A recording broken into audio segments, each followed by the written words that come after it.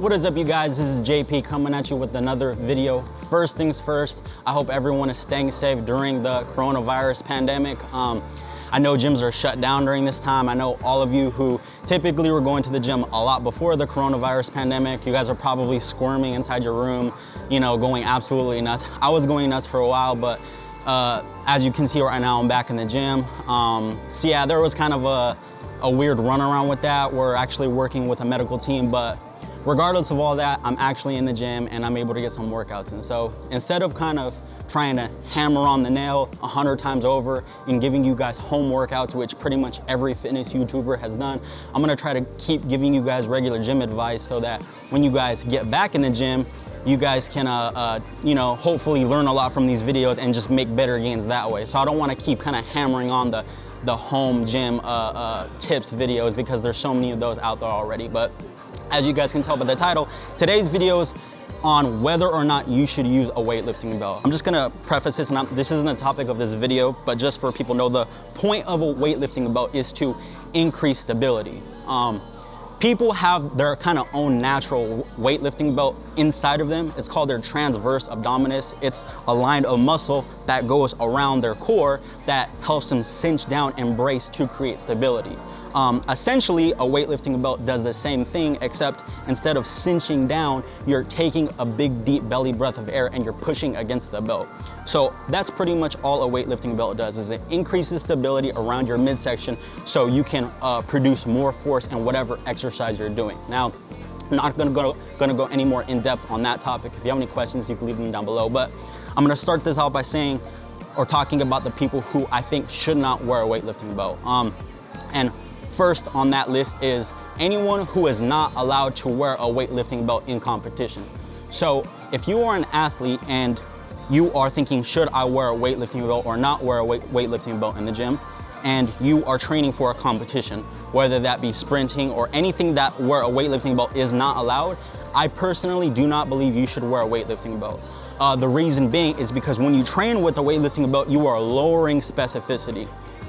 You're not training in an environment that you're going to compete in, so you're just basically, you're making it more unfamiliar to your actual competition. So if you're so used to bracing with a weightlifting belt on and you get into competition, that little tiny, you know, that you getting used to bracing with a weightlifting belt, even if it's a 0.1% deficit in your performance, you still want to be competitive and you want that 0.1% advantage over your competition. So if your competition doesn't allow it and you're mainly training for competition, I would not wear a weightlifting belt. The next reason I wouldn't wear a weightlifting belt is if your main goal is to be a quote unquote functional athlete.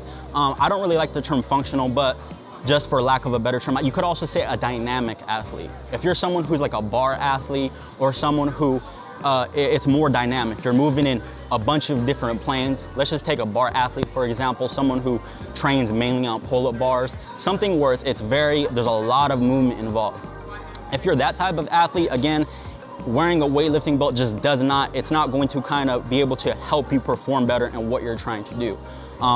The last reason I wouldn't wear a weightlifting belt, and this is kind of an obvious one, is if you just don't like wearing a weightlifting belt. You don't like the way it looks.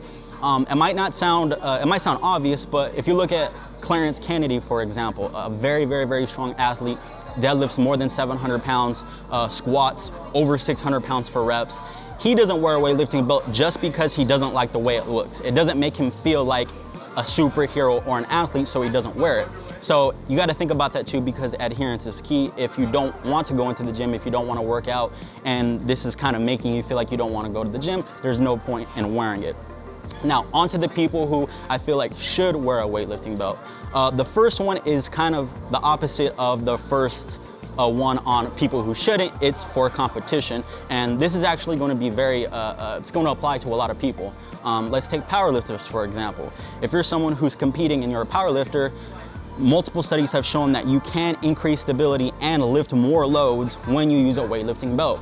And when you're competing, obviously your main goal is to win. So if your sport or whatever it is allows you to wear a weightlifting belt, I would strongly suggest you get good at using a lifting belt. Because again, that could be the difference between a third and a second place or a second and a first place. Now, if you're 100% okay with that, if you're 100% okay with you taking a second place by this much, because you maybe could have potentially got more out of a belt, but you didn't wear a belt, and you're perfectly fine with that, and you don't like wearing a belt, then by all means, don't wear a belt. But for those of you who want to perform the best, if you're doing a sport that allows you to wear a belt, I would strongly suggest you wear a weightlifting belt. Now, the second type of person that I think should wear a weightlifting belt is not even for people who compete. If you're someone who's mainly focused on strength, getting stronger, and like the big 3 lifts, for example, squat, bench, and deadlift, but you don't compete as a powerlifter, or your main goal is hypertrophy, where you want to maximize how much muscle mass you have. Again, with a weightlifting belt, if you have higher stability, you're going to be able to lift more weight. If you can lift more weight, that means you're going to have more volume throughout the week per muscle group, which means that you're going to see more hypertrophy, which is more gains over the long run. So again, if that's at the very top of your list, I strongly suggest you wear a weightlifting belt. Again, if you have another reason why you don't want to wear it, that's fine. But if you're someone who's on the fence, I strongly suggest you wear a weightlifting belt, get good with it, because in the long run, you are going to see more gains strength-wise and hypertrophy-wise. All right, the last one for people who I think should wear a weightlifting belt, and this is a little bit outside my scope of practice, but obviously listen to your doctor, is people who have an injury. If you're coming back from an injury and you want to lift, obviously speak with your doctor first. I'm not a doctor. I think a weightlifting belt could be beneficial in that sense, because if you have a low back injury, something along those lines, that it could help you not feel pain when you're lifting, and to keep you moving and doing things that you love and working out. I mean, that's the whole point. For people who decide to wear a belt, a couple of tips I can give you is, do not walk around the gym with the weightlifting belt on all the time. If you're just walking around with the belt on throughout the whole workout, you're wearing the weightlifting belt on your squats, your deadlifts, your overhead press, your machine exercises during bicep curls, and you just never take it off. I highly suggest you don't do that. It's just going to kind of get you used to not bracing your core. It's gonna kind of get you really reliant on the belt. And again, you don't want to get used to not activating your transverse abdominis. If you just walk around with the belt on all the time and then you take off the belt, that could lead to poor posture outside of the gym. So it's gonna reinforce bad habits for postural muscles and certain muscles around your core. So I don't think it's a good idea. So just wear it for the lifts that you need to use it for. Me personally, I use it for the deadlift, the barbell back squat, and the overhead press. When I'm done with those exercises, I don't wear a belt. So yeah, just use it for the lifts that you want to get good at and you feel like the belt's gonna help you. Other than that, don't wear it. The last tip is train your core outside of your regular lifts. Some people like to take this minimalist approach where they think that the main compound movements are enough to hit your core.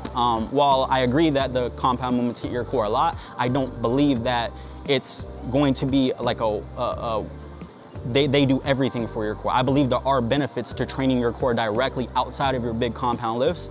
And also too, if you're using the belt for your compound lifts, training your core separately from the compound lifts is going to make sure that you're training your core and your core can function properly. You know, it knows how to turn, you know how to brace, you know how to just move around efficiently. So it just leads to an overall better quality of life. So that'll kind of counter any issues that you may see if you're just using the belt on the compound lift. So those are the 2 tips for you.